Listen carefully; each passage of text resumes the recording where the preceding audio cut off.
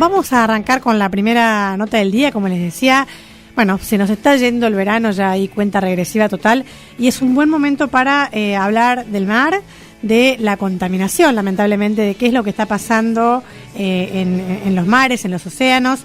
En Argentina también decíamos que es un país que se encuentra en el puesto número 28 de contaminación marina, y lo bueno es que tenemos información. Vida Silvestre hizo el tercer censo de basura costero marina para ver un poco, bueno, para identificar cuáles son los residuos que afectan las costas y buscar soluciones justamente para revertir esto.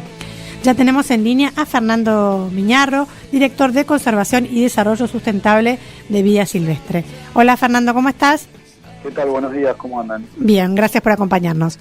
No, por favor, gracias a ustedes. Contanos un poco, tenemos ahí, tiramos algunos datos como para ponernos en contexto, ¿no? Esto de cómo está posicionada Argentina ahí en el puesto 28 de contaminación marina, y también sabemos como el alto nivel de residuos que se generan, y algunos datos que, bueno, vos tendrás otros también para compartir, pero esto de algún dato que leí por ahí, que había cerca de 430.000 kilos de plástico que se tiran por día en el mar argentino. Si querías contarnos un poco como el contexto para saber dónde estamos parados, y después vamos al censo, que también tiene información muy actual. Bien, como vos bien señalabas, digamos, una de las principales problemáticas que se ha puesto sobre la mesa estos últimos años en relación a los problemas, a las amenazas que sufre nuestro mar, tiene que ver con la contaminación plástica, ¿no? Uh-huh.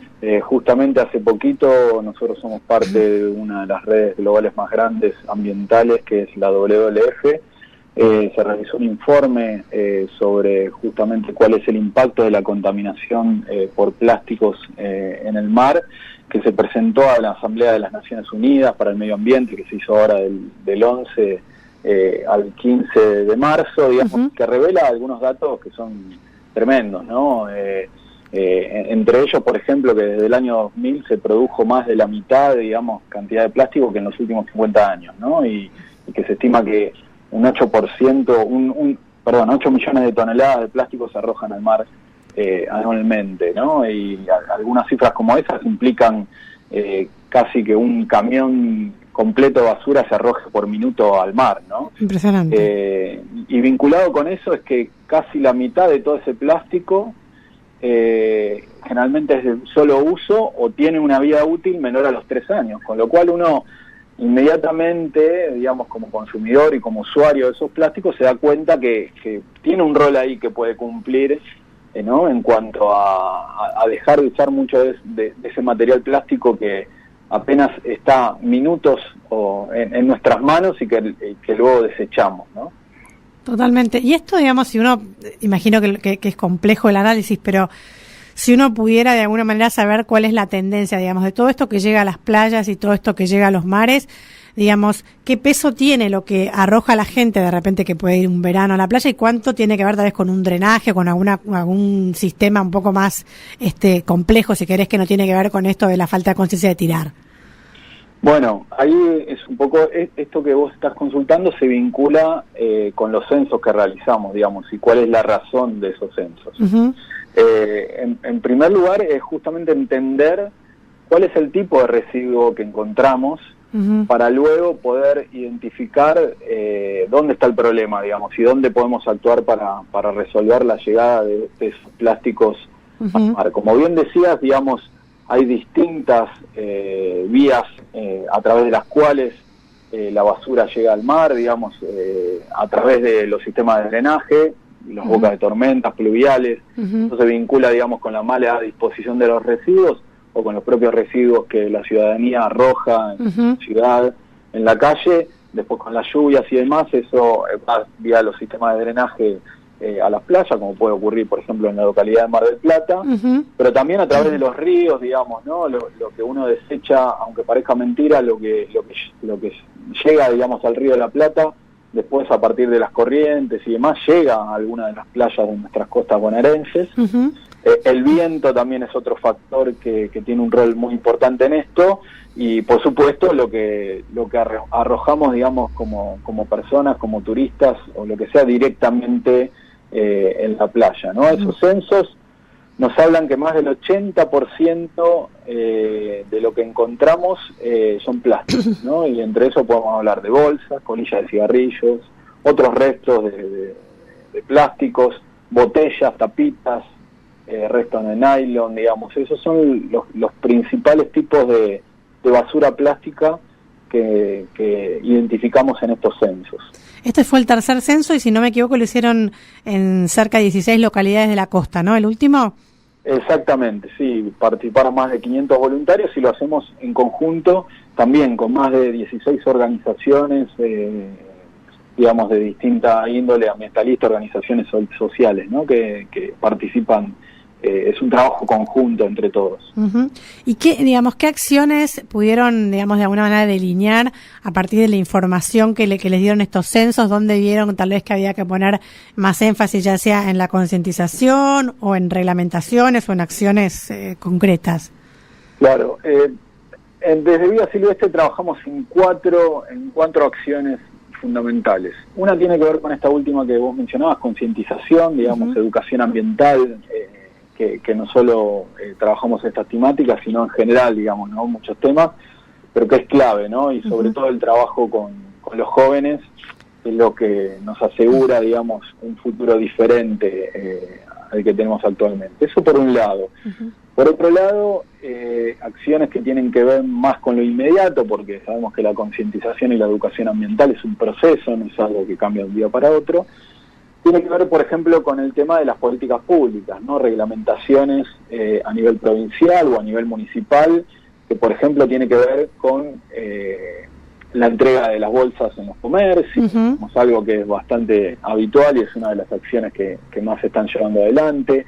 También el dejar de utilizar plásticos de un solo uso, como es el caso de los sorbetes, que también se ha impulsado en varias localidades y en varios empresas y comercios. Sí.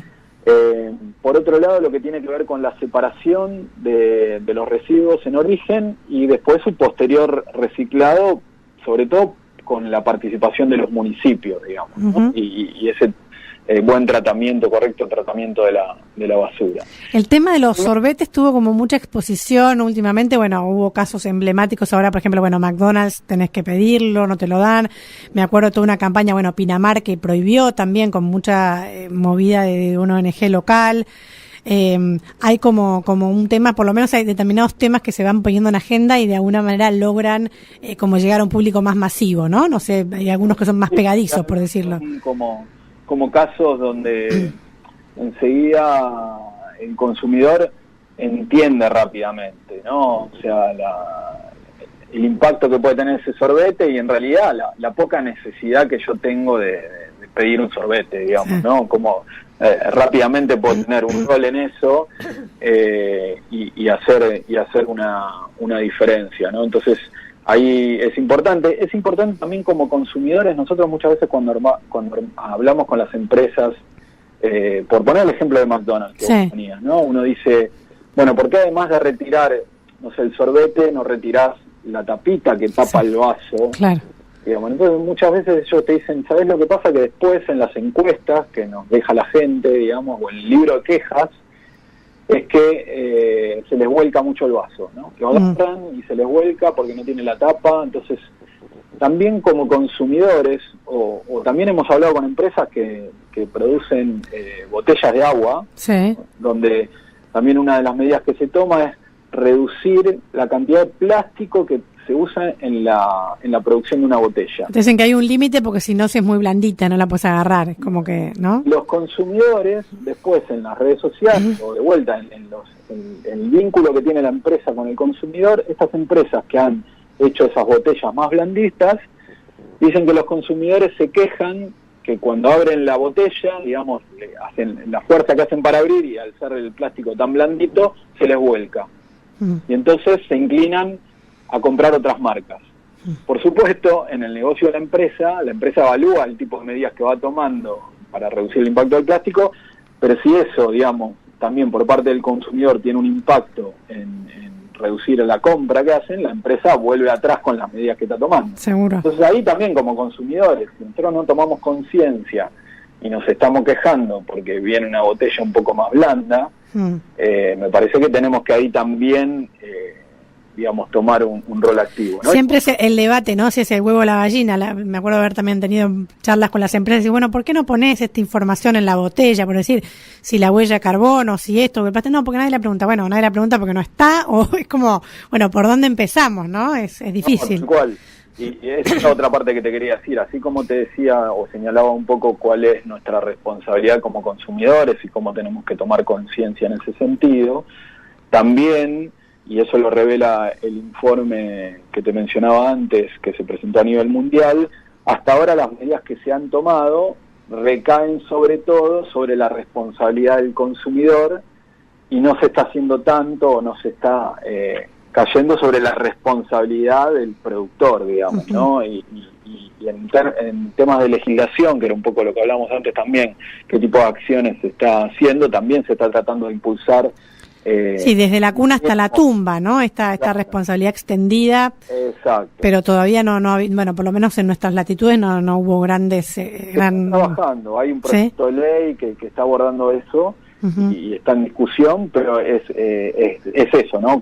La responsabilidad extendida al productor y bueno, y también entender que estas grandes empresas internacionales, multinacionales y demás, es hora de que se sienten y que nos sentemos todos como parte de esto a discutir, bueno, que tenemos que tomar una otra opción y otro camino ya, digamos, que no hay más tiempo para seguir contaminando el ambiente porque eso nos vuelve, ¿no? No hay plan B, ¿no? Como dice. No hay plan B. No hay plan B. Y no hay planeta B. Tal cual. Y el tema del bajo, está todo vinculado, ¿no? Pero como el bajo nivel de reciclado que hay, ¿no? Decía que solo se recicla un 25%, no sé si son cifras de Argentina, creo, que se produce, digamos, tiene que ver también, de nuevo, con el consumidor, que no se para y demás, o, digamos, tampoco hay interés en el mercado en generar esta segunda vida para la basura. Por un lado falta mucho por hacer y mucho por generar en esa cadena, digamos, necesitamos más cooperativas y municipios que estén involucrados en poder poner en una cadena reciclado, digamos, todo este plástico se produce. Por otro lado, digamos, hay algunos materiales que todavía, que es más difícil meterlos en una cadena de reciclado, no está la tecnología o no está todavía desarrollado el camino para poder reciclar eso, ¿no? Yo creo que la clave, digamos, más allá de que, como te decía, hay mucho por hacer ahí, entre las cifras que vos mencionabas recién a nivel mundial, algunos estudios de revistas científicas como Science, dicen que solo un 9% de toda la basura plástica que generamos ha sido reciclada, lo cual, digamos, es muy poco. ¿Cuánto podemos mejorar ese número? Seguramente se pueda mejorar, pero la clave está en reducir el consumo. ¿Cuánto consumimos de más? ¿Cuánto tenemos en esta cultura, si se quiere, del consumo, de comprar por comodidad y tirar? ¿Cuánto de las costumbres pasadas que evitaban quizás o no tenían tanto plástico en su cadena, digamos, podemos retomar? ¿No? Y ahí hay todo un análisis, un debate y una acción a tomar en ese sentido. Así que yo creo que la clave está por ahí. Te quería mencionar también una acción más que hacemos, por ejemplo, y que estamos trabajando fuerte para lograr empezar a poner como piloto en la localidad de Mar del Plata, es implementar mejoras en los drenajes de los pluviales, digamos. También cómo incorporar distintos sistemas y mecanismos que ayudan a retener aquella basura que, a pesar del resto de las acciones que estamos mencionando, se siga escapando por esos drenajes y cómo podemos evitar su llegada al mar también, ¿no? Está buenísimo. No, la verdad que hay algunas cosas, ¿no? También hace poco habían lanzado una iniciativa, creo que se llama Loop, ¿no? Ahí en Davos con TerraCycle y un par de empresas, ¿no? Para una especie de volver al viejo sistema del lechero, ¿no? Pero claro. La verdad que hay muchas cosas. Uno piensa en el día a día, no sé, una pavada, pero digo, remedios homeopáticos. Ayer encargué un remedio y digo, ¿no te puedo llevar el goterito? Otro frasquito me vas a dar cada vez que encargo el remedio. Pero bueno, es un cambio cultural muy importante que hay que hacer, y todavía aparecen como barreras que todo cambio cultural implica, ¿no? Pero creo que, bueno, trabajando entre todos, ¿no? Consumidores, empresas, gobiernos, ¿no? Hacia ahí se marca un poco el camino. Sin duda, lo que tenemos que tener claro es lo que mencionábamos hace un ratito, en este y en un montón de otros temas ambientales. No hay planeta B, digamos, y tenemos que tomar las riendas ahora, no podemos seguir esperando, digamos, ¿no? Entonces, son temas complicados de abordar, uno no dice que las soluciones sean fáciles, pero tenemos que saber que todos somos parte de involucrarnos y de encontrar el camino para esas soluciones. Totalmente, Fernando. Y antes de despedirnos, ¿querés anticipar un poquito lo que se viene la semana que viene? ¿El gran evento anual de ustedes? Sí, lo de la Hora del Planeta, me consultás. Dale, contanos un poquito para ya dejar el dato. Sí, tal cual. Estamos organizando la Hora del Planeta, ¿sí?